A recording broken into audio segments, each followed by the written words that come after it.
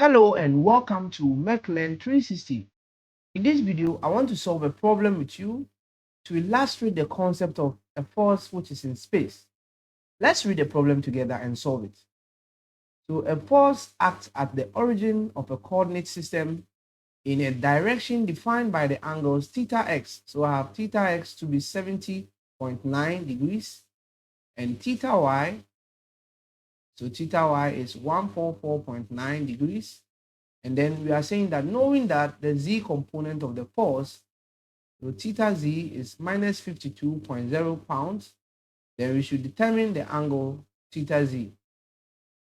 Sorry, Fz, the component of the force along the z is that. Okay, so we should find theta z and then the other, okay, and the other component of the force and the magnitude as well. So I need Fx and then also I need Fy, as well as the magnitude itself, which is F. So how do I solve this problem? How do I solve this problem?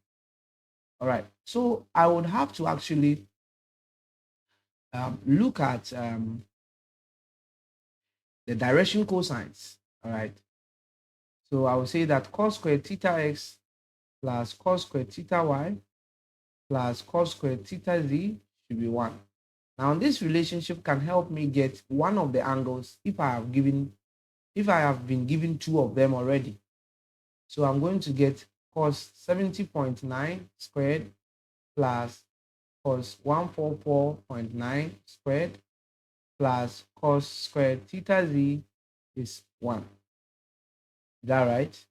So it means that cos squared theta z is going to be square root, or sorry, cos theta z is going to be square root of 1 minus cos 70.9 squared minus cos 144.9 squared. Is that right? And so cos theta is going to be 1 minus cos, so 1 minus cos 70.9 .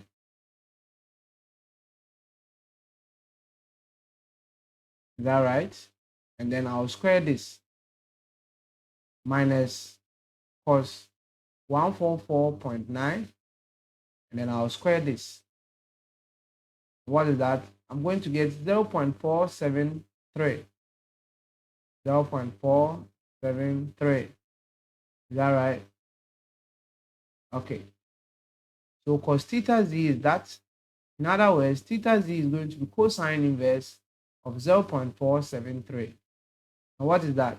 The cosine inverse of 0.473. 0.473. What is that? So that's going to give me 61.77. 61.77 degrees. All right. But then let's look at something here. You know, whenever I have a force in space, this force has a component x plus Fy plus Fz. Is that right? And these forces actually are related by what we call the direction cosine, given by the magnitude of the force, cosine the angle it makes to the x and then I, plus the magnitude of the force, cosine the angle it makes to the y and j, and finally the magnitude of the force, cosine the angle it makes to the z and then k. So interestingly, what this means is that Fx is the same as F cos theta x, and then Fy is the same as F cos theta y. And then finally, Fz is the same as what? F cos theta z. But looking at the problem we have been given here, he said that what? The z component is what? Minus 52. So we have Fz. Therefore, I can say that F cos theta z is what? Fz. And let's put in the values. I don't know the magnitude, but I know that theta z is what? 61.77. 61.77 to be equal to minus 2. Is that right? Now watch something here. You are getting cos 61.77, and then it's going to be minus 2 divided by f. this cannot be true because cosine 61.77 cannot give you a negative result. And so if I am getting this as negative, then it means that the quadrant that I am looking at is not the first quadrant. So let me actually draw this so that you get my point very well. So this is what we're actually saying. All right, so look at this carefully.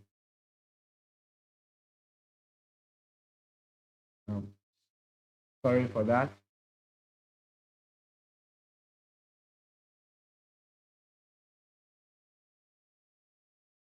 So this is what we're actually saying. Let's say I have something like this. Okay, this is my quadrant. Cos theta is positive here, cos theta is negative here. Sin theta is positive here, sin theta is negative here. If I have cos theta and it is negative, then it means it must not be in the first quadrant. It must be somewhere here. It must be somewhere here. It means that the theta that we are talking about is here. Therefore, if I want the actual theta z, then I want to do this, which is actually 180 degrees minus 61.77 degrees. We are saying that this 61.77 is not in the first quadrant. If that is the case, we wouldn't have gotten negative here. Therefore, the actual angle theta z, so this is what we are saying, the actual angle theta z is going to be 180 minus what? 61.77. And that gives us what? 118.23. So 118.23 degrees. So 118.23 degrees. And that is theta z for you. Is that right? So I will now go back and put cosine 118.23 to be equal to minus 52 divided by f. In fact, I can say that f is actually minus 52 divided by cosine of 118.23. And what is that? So minus 52 divided by the cosine of 118.23. And what is that? 109.934. So 109.934 pounds. It means that the magnitude of the force is actually, so let me write it here. The magnitude of the force that we want is actually 109.934 pounds. Okay. So let's find the other component of the force, Fx and then Fy. Since we know the magnitude and the direction cosine, is going to be simple. Fx is going to be F cos theta x, and that is going to be 109.934 cosine 70.9. Don't forget that theta x was giving us what? 70.9. And what is that? So let's pick our calculators and do this. So I'm going to do 109.934 cosine 70.9, and I'm going to get 35.97. 35.972, all right. 35.972 pounds. And then similarly, the y component is going to be f cosine theta y, which is what?